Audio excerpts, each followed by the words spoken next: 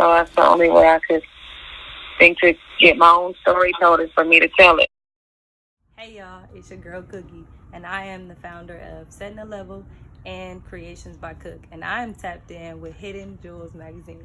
Welcome to Hidden Jewels Magazine. I'm Michelle, and today we have Marquisha Cookie with us today. Hey. She is the owner of Cookies Creations, and she is the founder. Creations by Cook. I'm sorry. And the founder. Okay, of Setting a Level. So go ahead and talk to them.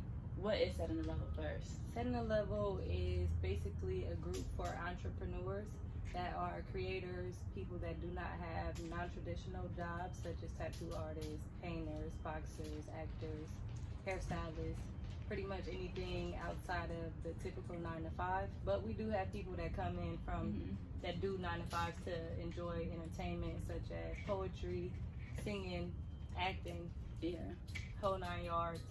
We also have like different things just to network, like spirit stones where you really get to know other people and give them some of your good energy and just support their business. The overall goal of Setting a Level is to support each other. So you're supposed to support me, I'm supposed to support you, and just things of that nature. What made you want to start it? Really, because I felt like we lacked support within the Black community. Okay. And I wanted to keep the money generating between us as well as others. So. Yeah, that's dope. Do you have a strong team behind you? Yes. I almost said hell yes, but yes. My team is dope. Yeah. Really. I have Hope, who is super supportive, extremely supportive. I have a chef. Shout out to Mr. Sauce Run. I have you. Shout out to you. She helps me setting up as well. I have a lot of different people, really. I have a lot of different people, and the group is amazing. My team is amazing. It really is amazing. So go ahead and talk about you being a hairstylist. Because you was always growing up, you was always a hustler. So what made you want to be like, okay, I want to do hair and like really run with it? Really, it started off with my mom telling me that I couldn't become a hairstylist, like that it wasn't a real job and that I was too smart to do it. And I'm like, no, it's really not about, being smart. It's just a natural love for hair. Right. And I love being able to give people back their confidence. So it's perfect. And I get paid same day. Right. That's true. You ain't got to wait no check. Yeah, I don't like waiting on checks. How was the schooling for it and everything? Schooling was different, honestly. I expected for me to go in and be asking questions like, what do I need to do in order to get this hairstyle? Okay. But really, it's not about that. It's really about the science of hair. It's about the sanitary maintenance of hair. Okay. Yeah, so you're actually learning a lot about science in the hair school. And right. You think that you would go in and just be combing someone's hair. No, you have like real thick books that you have to read that have science and math and it has all that. So you can just tell like by the different texture of somebody's hair how to maneuver with it? Yeah, how to manage it. That's basically what you're gonna read about it. You know what I'm saying? Right. And you're also gonna see it, which is pretty dope, but people just think, oh, I'm just gonna go in and do hair and that's how I'm gonna It's not like that. No, it's a lot of science. And you have a lot of biology. You have to learn like how to deal with people that have pacemakers, how to deal with people that have diabetes. Some people have alopecia. You have to refer them to a physician. It's a lot of different science that people feel like isn't there, and it is. How does diabetes come? Because people, they don't like relate the two, hair and diabetes. No, that's not true, because diabetes, you have to take certain medications. On the medication, it makes your hair fall out sometimes. Okay. If you have high blood pressure, it's a lot of different things that you have to deal with when dealing with someone that has medications. As a hairstylist, you're actually supposed to ask someone like, do you have any medications? Like, are you on any medications? Really? Before even starting their hair, yeah. And y'all learn this all in school? Yeah, you have to. A lot of hairstylists don't do that. Right, because it's the difference between a hairstylist and a cosmetologist that's licensed. Okay. A hairstylist just styles hair. A cosmetologist focuses on the health of the hair, then styling the hair. That's okay. So good to know the difference between the two, because just go to the hair salon and get your hair done. That's not like that. No, you want to go to someone that really loves what they do and want to be gentle with your hair. You don't want to go and get a color and they okay with leaving it on there for too long. It's a lot of different things that could go wrong whenever you go to hairstylists. I mean, I'm sure you've experienced it where you just like, she don't know what she doing. Yeah, I was in Oakland one time and I wanted my hair done, so I washed cars out there, cleaned the houses and stuff, scraped up my little money to go get my hair done. But it was a black lady too. I'm thinking she know how to do it, but hey, nah, I said, she didn't do a good job at all. I'm like, I could never, ever, ever, ever see, and that's waste money. And giving the client what they want is just a part of the job. You still have to do a lot of, even whenever a hairstylist do the hair, if they're not checking through the hair to make sure it's no lice, and you go in there with your comb and then spread it on, that's a disease. And that's have you ever had anybody with lice? Yeah. But not like not within my business, but when I was in cosmetology school, shout out to UCB. When I was going to school for it, they had all type of different people. It was like literally bums walking in there, and they'll just sit down in the seat, and I have to put Fabuloso in like a cup and aim my fan at it so I could smell that over the person. And then once that I looked into her hair, it just was like stuff in there crawling, and there's no way that I could have did her hair.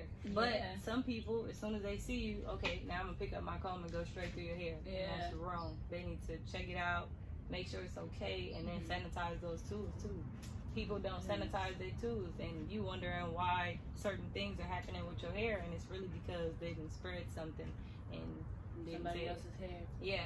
Honestly, doing hair used to be a doctoring program, and somehow it got taken really? away. Yeah, you know how you have to do a consultation. I have to know what you want, how I could get it to you, know medical facts about you, and then you still have the room where you actually perform in the procedure or the service. You still have the paying. I mean, you know they pay well. They do. I get to make my own pay. You know, same thing as a doctor. You know how they have the little. It's like a white and red and blue sign that goes like this for barbers. Yeah. Ours used to be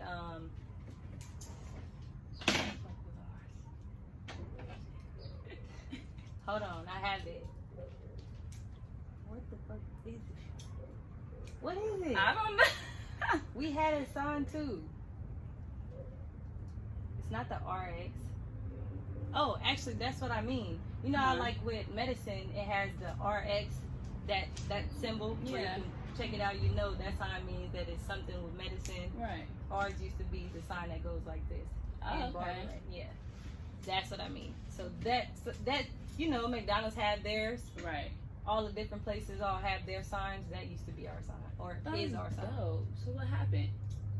Just sign? No, I feel like it was taken from us for a reason. I feel like it was too many black people that were becoming doctors, and you know how that goes. But honestly, I want to start doing research on that, because that was a question that I asked one of the principals up there at the school. Like, how did it get taken? Because we had to read about it, and nobody really had an answer. So I was asking the same question, like, so what happened to it? What's going on? Like, I want to research. I want to have my, you know, and you still have to take a state board, just like a doctor or a nurse. You have to pay for state board. You have to. I remember you were studying for your test. Yeah, exactly. You have to pay for that test.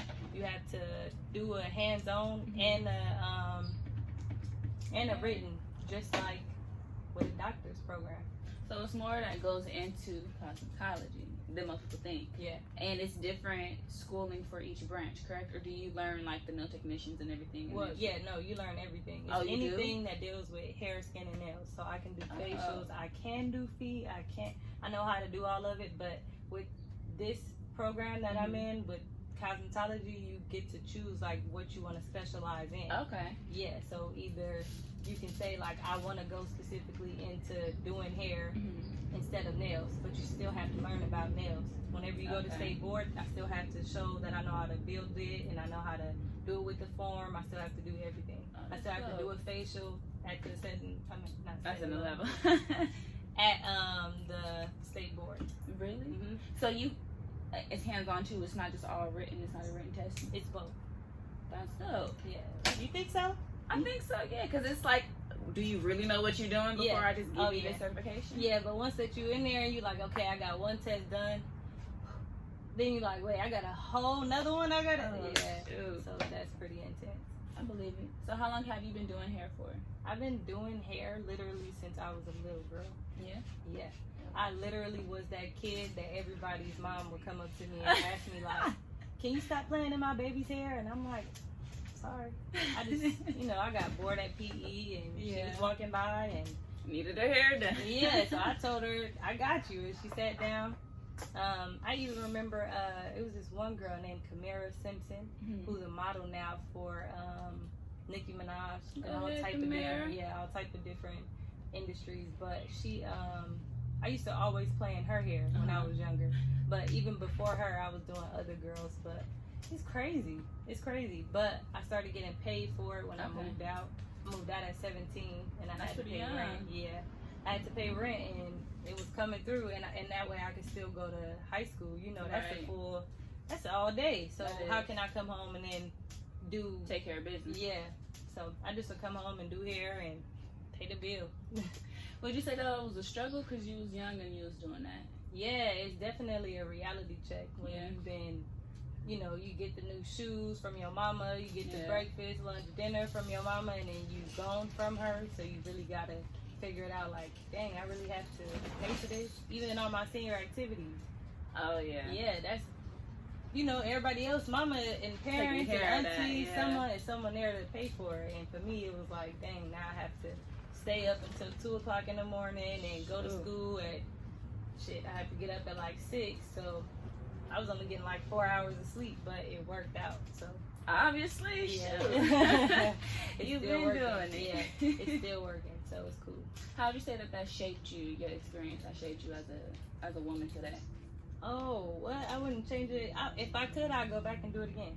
That's dope. There's nothing that I regret about it. Like, I literally learned so much, and I went into it with a positive mindset, because when I left, I'm like, I ain't going back. So all I could do is go forward. So I definitely went into it with a positive mindset.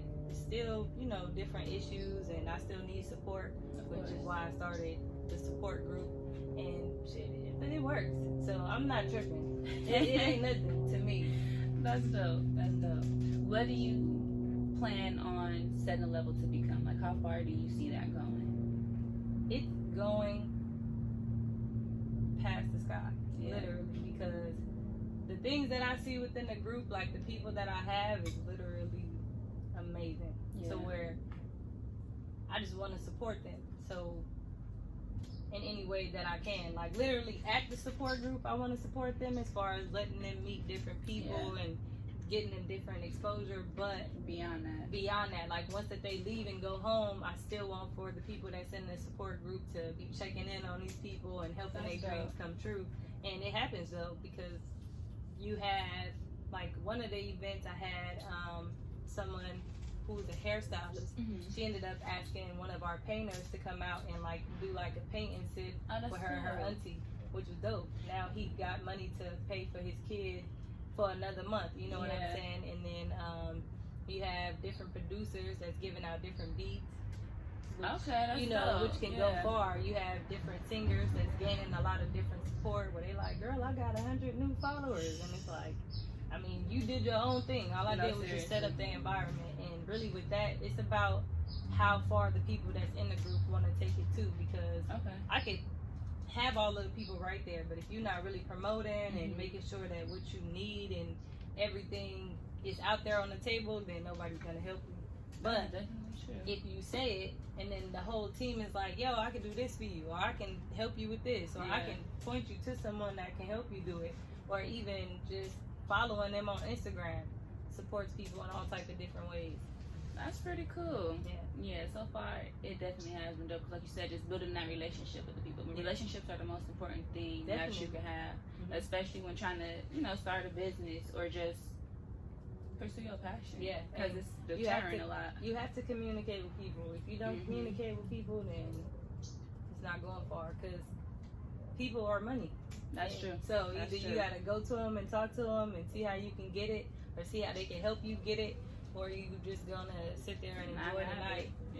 Just enjoy the night. Even with that, I'm cool with you just enjoying the night, but I prefer for people to take it further. But it's on them to really build that bridge. To really build it, definitely. What would you say is the most important like you say communication is key, but also how important is time and finances too. I was just gonna say money. Ooh, money.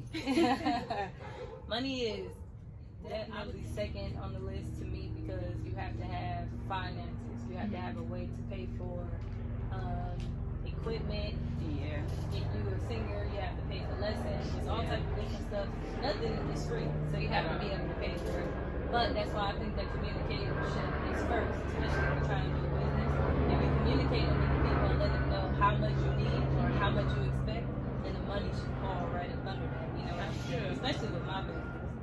If I tell businesses, because if I tell people up in the group like, hey, I need $30 a ticket because I know I have to get the food, I have to get everything, the location, everything, water, alcohol. Ain't nothing cheap. Yeah, Right. everything. I have to pay for all of that. So if I'm telling the people, okay, it's gonna be $30 a ticket, I have to make sure that I also can pay for my rent too. That's true. That's true. What Because you else? come out of pocket for Everything. pretty much the fat line of it. Everything. Yeah. Dang. Yeah, literally everything. But it's cool though because it works. I communicate with my people and then the money comes back, so it's cool. Okay.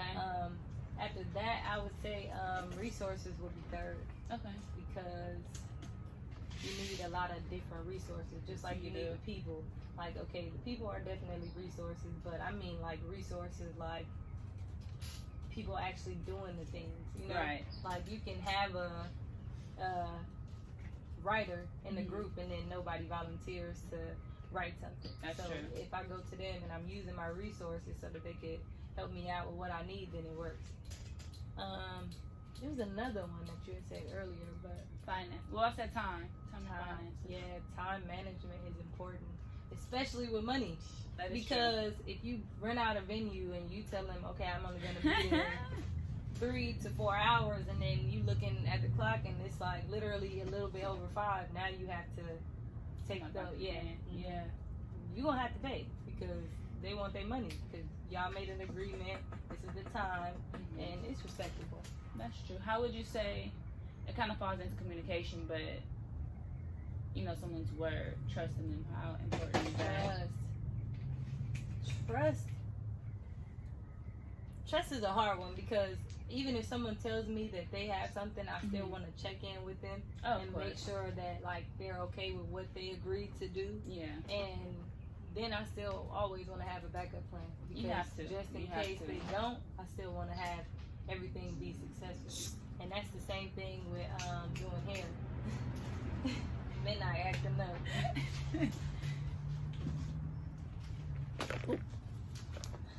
You right here. But yeah. Okay, that's pretty dope.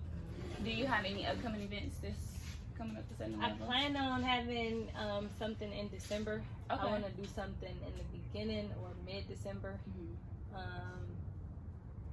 think I want to do something special. Not related to Christmas though. I'm not a fan of like holidays, but I don't do celebrate wanna- holidays. Yeah, me either.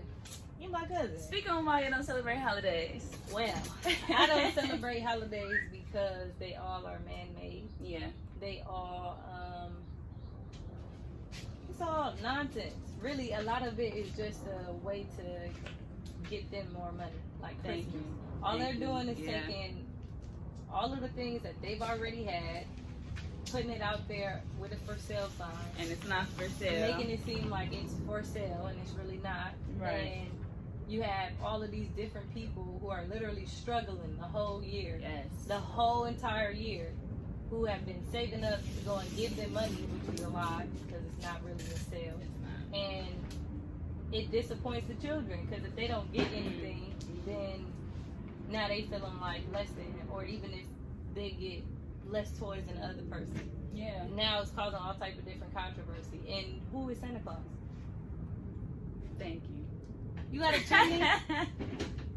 Do you really have a chimney? No. And is your mama really even cooking the cookies? Because my No. mama didn't cook those My cookies. big mama did. She let us do that. But going back to the chimney, we had a fireplace, but it ain't had no chimney. It ain't no chimney. And where's this white guy that breaking into homes? Literally, if it was a black Santa Claus breaking into homes, the police would be called. we all going So- to jail? So I feel like that's really teaching the kids at a young age that it's okay to lie.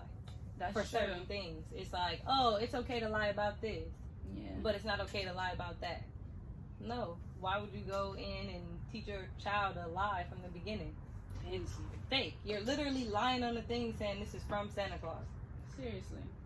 Mama put in all this work, and now Santa Claus All coming this and money. taking. Mm-mm. No. See what Big Mama did? She used to have us wrap the gifts, but still make the cookies and leave them out. So we knew it wasn't For real. But it was just like, okay, so why are we leaving these cookies out there? For her to eat. Or No, for somebody nah, to I eat. She ate probably them. throwing them away or I ate something. them. Oh, yeah.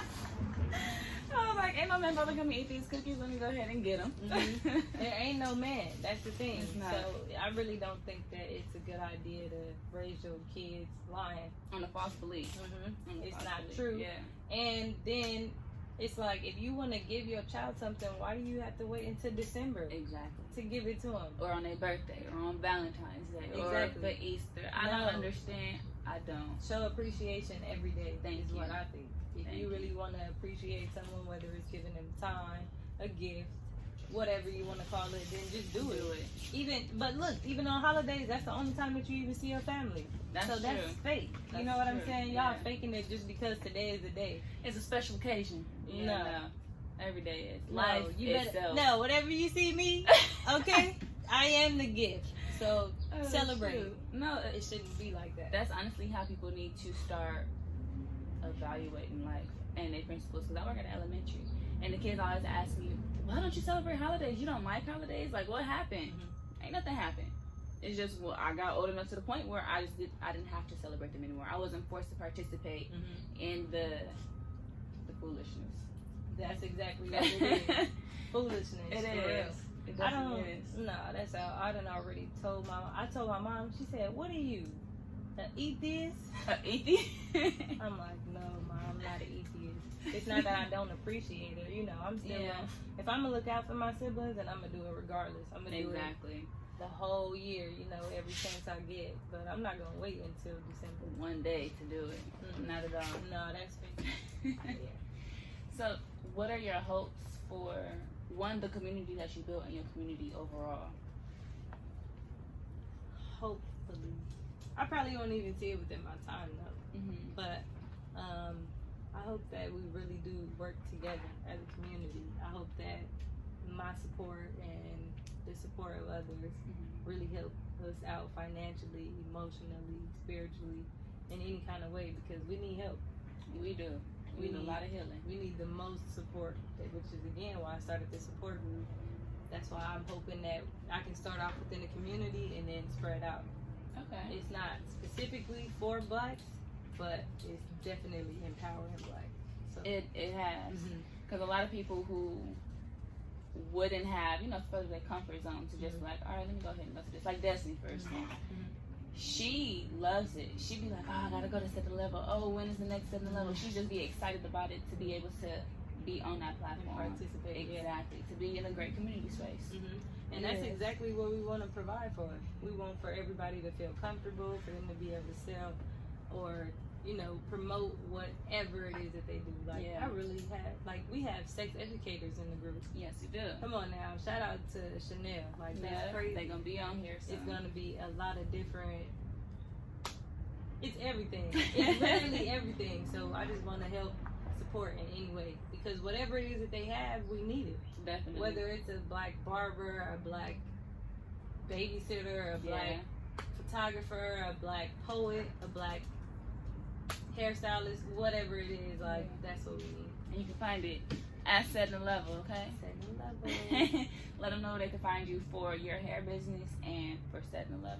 Okay, the hair page is at Creations with an S by Cook, and Setting the Level is at Setting the Level, one word, Yes, no spaces. no spaces. All right, thank you, Cookie. Thank you. I appreciate you. Of course.